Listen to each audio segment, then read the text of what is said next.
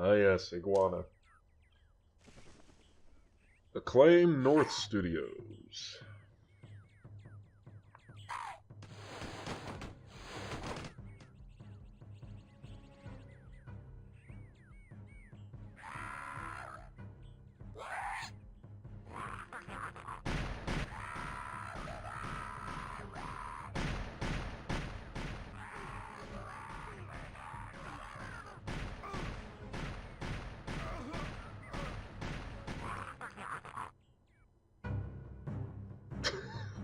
Well, alright, that was kind of limp.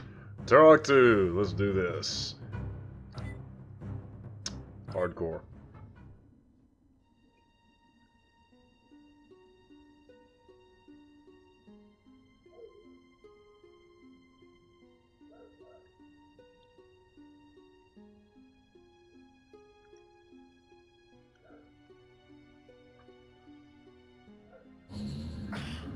Oh, hey, Johnny.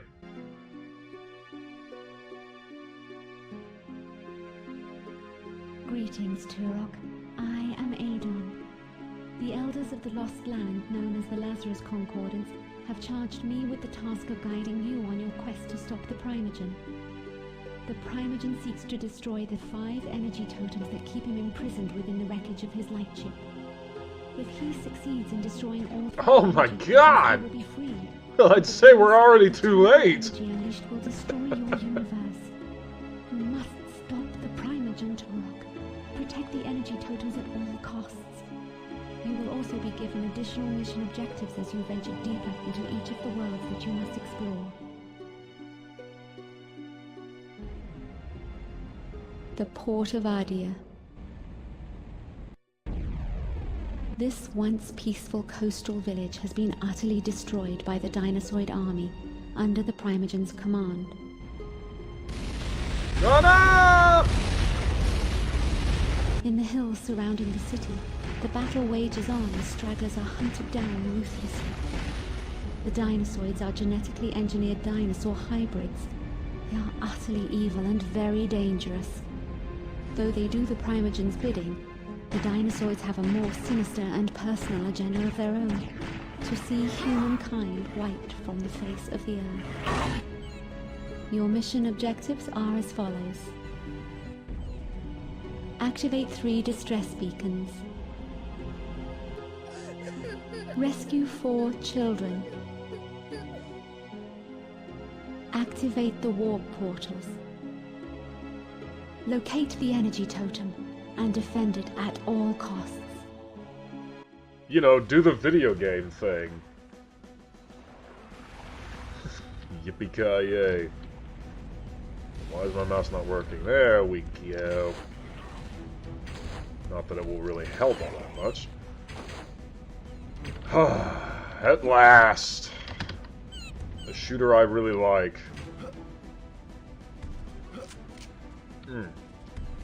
Not only that...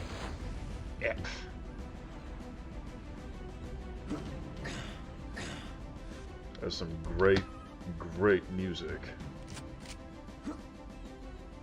Boy, this audio is going to be fun to edit. Because I'm adamant about playing this with mouse and keyboard. Beacon activated. There are some things I'd prefer to play with a gamepad, but shooters are definitely one I mouse and keyboard. Although I guess it depends on the shooter. Doom 2016 is one where I could go either way, honestly.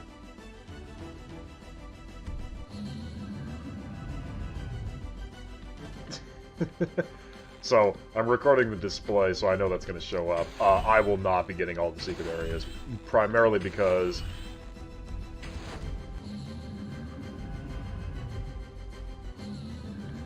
of the things that change... And all of those arrows are gone now.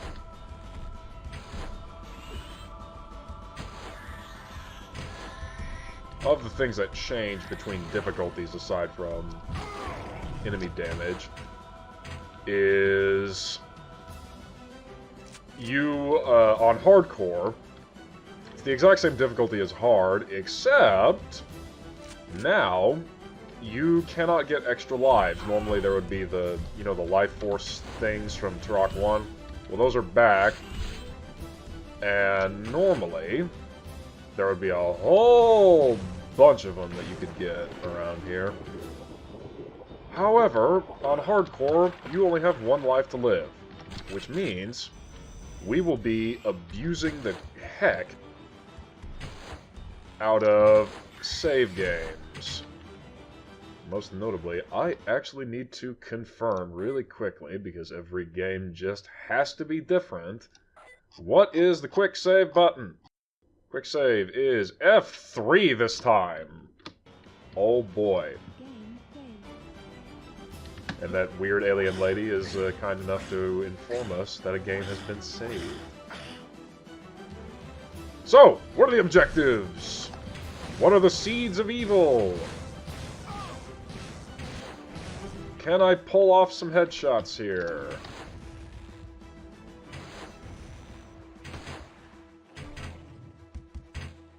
The seeds of evil? I have no idea what they are. As for what our objectives are, well, we've got to light up a bunch of beacons, and we have to rescue some children using Turok's trademark child sensing ability. I suppose it's like spider sense, but it's only useful whenever nearby children are in danger. Speaking of which, there's one of them now. Now, why the Dinoids decided to capture human children is beyond me. There's a headshot.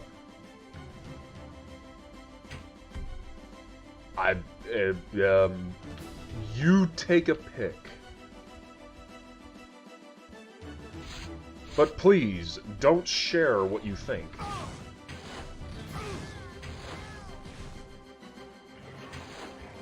That's not going to be a headshot, is it? Oh, it was. Good. One of the things that I noticed doing a practice run of this is how hard of a time I actually had practicing headshots on these guys, and how much of a... If anything, it makes them a better enemy to fight. Because of their weird shape. Child rescued. Thank you, Turok.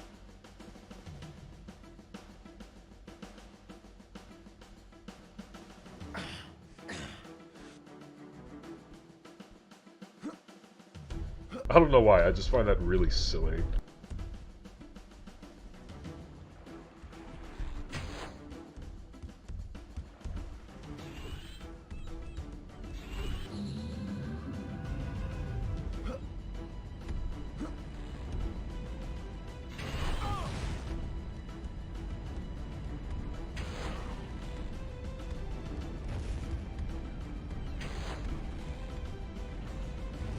Something you're going to want to get used to with this playthrough. Get used to seeing the bow. Primarily because it's one of the few implements that does a large amount of damage. And has ammunition that you can readily replenish. He says, as he can no longer pick up those. Terrific. Although sometimes it will bug out. Or your arrows will be in a spot that you cannot retreat. And speaking of mechanics, you may notice there is a System Shock 2 ledge grabbing mechanic. However, something you should know is that it is hard-coded to certain ledges. So I cannot grab this one, no matter how many times I jump at it, but I can grab this oblong shape. And I can grab this, even though I cannot actually reach this Ultra Health via these means. Still, it is nice that they thought about that, and we have compies.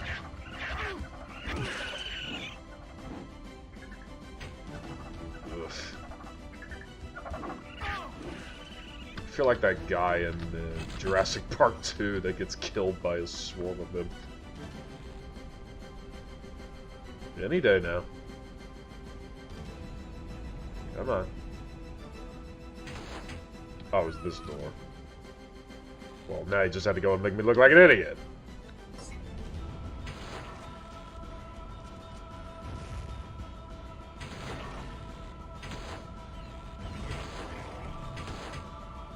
tonight. One of the nice things about... Ladder bug. There we go. One of the nice things about playing a game I actually like. You should not hear too much complaining outside of me missing shots. Although this is kind of the way I am in general. I'll have crackerjack accuracy 1 minute, and then the next I'll be just completely awful, and this is one of those cases. This is why you don't hand me the sniper rifle.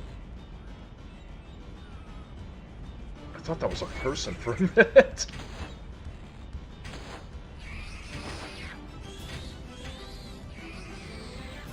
Okay, that arrow is lost into the ether of that Velociraptor's skin. Okay, this is the gate I was thinking of.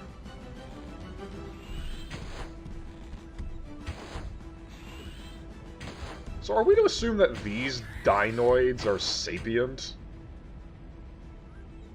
Or are only certain dinoids sapient? You know, perhaps Turok is being overly judgmental. I should specify, this is not the same Turok as the Turok 1 Turok. That was Talset. This guy is named Johnny Firestore. Fireseed.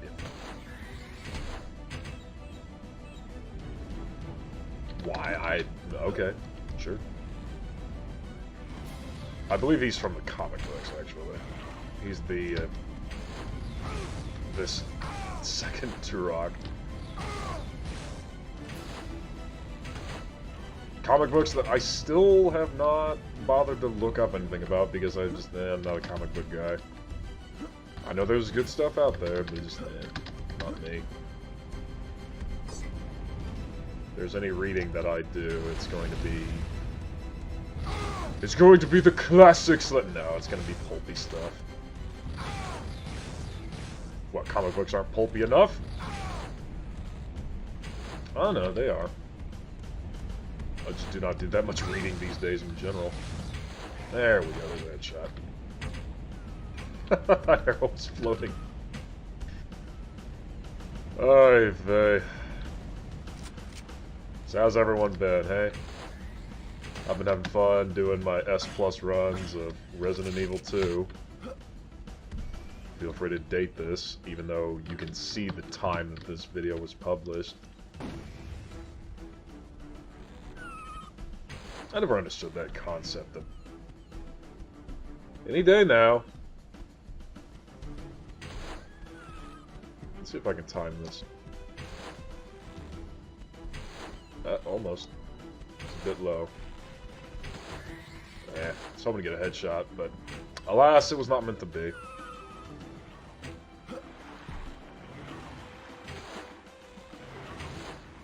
Now that was definitely a headshot.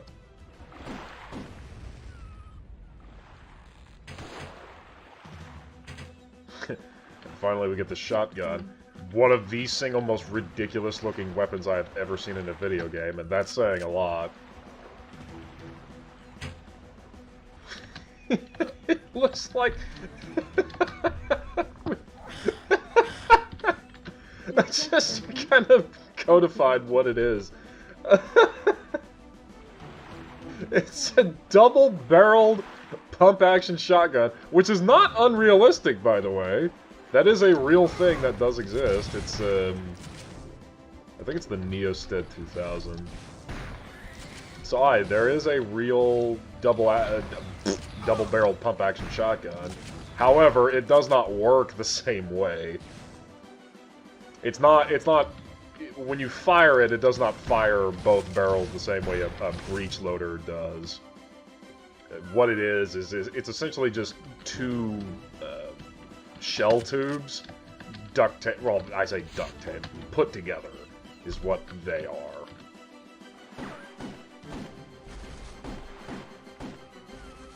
And in an effort to be overly sci-fi-y, there's another theme in this game.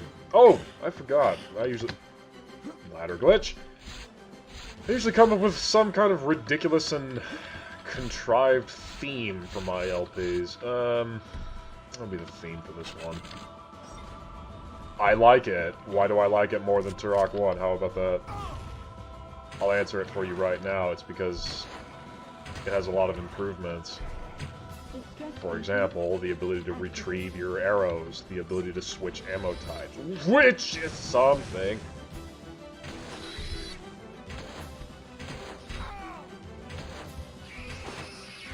That I ragged on about. Oh, that's awful.